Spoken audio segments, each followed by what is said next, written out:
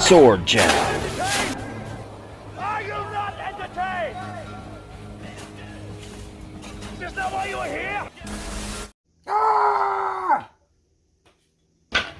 My Quiet Riot looking mask has nothing to do with Quiet Riot, nor does Quiet Riot have anything to do with this video. Sailing, sailing, sailing the ocean blue. Just kidding, it's the second package. Oh, focus. It's package number 2 for birthday. As you can tell, I already opened it and stuff, and I totally forgot to film it, so we're going to pretend this is our first time. Oh wow, what did we get? Oh my gosh, it is in more packaging. What could it be? Oh, it's a spearhead. Cool. You might be saying to yourself, Punk, why did you get a spearhead? Why? Why would you do that to yourself? You have no shaft for your spear. This is not true. I do. Well, I did. Kinda. There. Looks like a boat paddle, yeah? Well, it was. Someone gave it to me at a garage sale for free because it only had the handle and the haft. This boat oar. Canoe paddle. Call it what you will.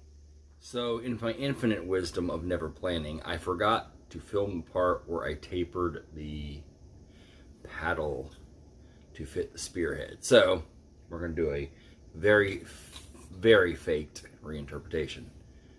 Untapered shaft, this one is spears. What you do is take a knife, but I didn't grab a knife because I'm still unprepared. I grabbed the spearhead. So, before I mount the spearhead, I will show you what I did. You go... right, and taper it down so it looks like that. There, see, perfect reenactment. Now, when doing that, a little bit of hints. Don't go straight in.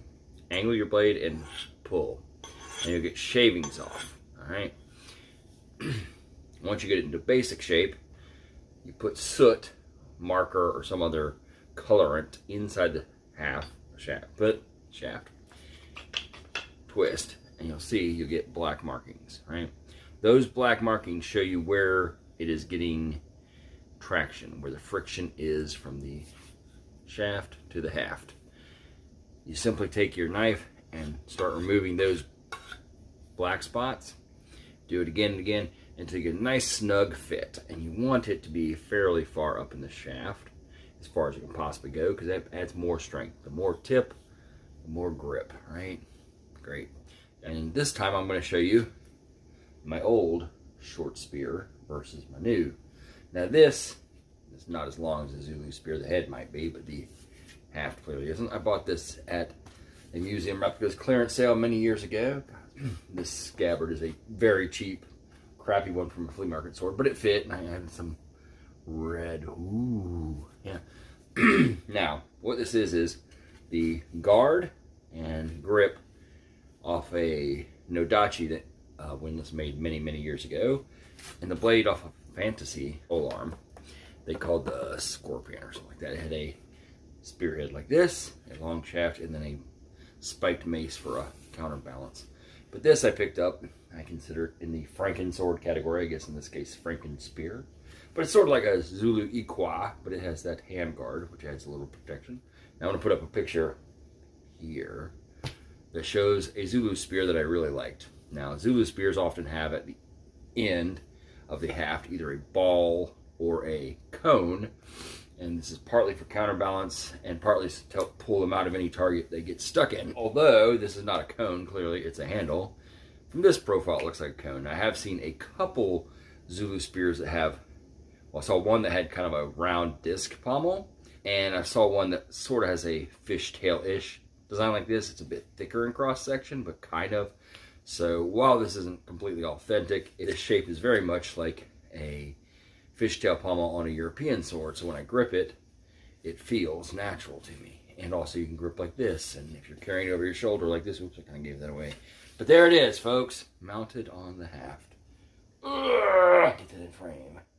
My Zulu Ilkwa boat paddle spear. The nice thing about this too is that boat paddles tend to be rounded rectangular, which gives you much better edge alignment than a completely round spear. Now I haven't sharpened this at all.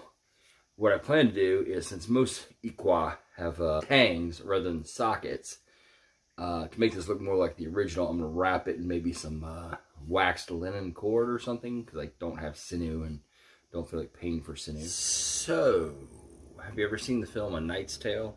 And this happens to be that sword, yeah. Don't know if we can get that in frame. It's a long sword. long sword. But the reason I bring up this sword, turn this off camera, is that the pommel and my Ilkwa have essentially the same grip now. You see. So, as I use this as a practice sword, as you can tell, it is not sharp. The gripping measures of this sword and how you would manipulate it through space, yeah, tend to play out here. Yeah, I can see it. Like you can grip that way on it, this way, and do the helicopters. You know, it's also nice to carry over the shoulder. Good grip that way. But also, I find that since it curves like this, it's like some two-handed sabers that curve that way. Gives you that pull when you're using it. Kind of locks into the hand. Anyway. This is my apple that I've been eating on. During filming of this birthday video part 2. Yay! Alright. Hilson.